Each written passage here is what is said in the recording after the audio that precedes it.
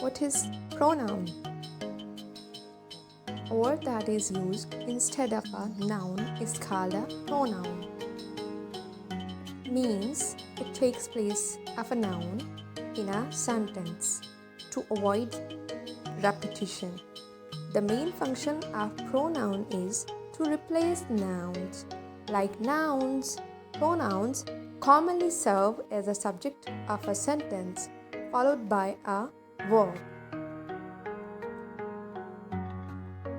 The noun are noun substitute that a pronoun refers to is called its antecedent.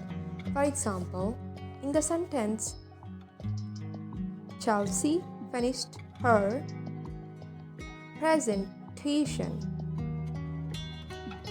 Chelsea is the antecedent and her is the pronoun. Pronouns should agree in number, person, and gender with their antecedents.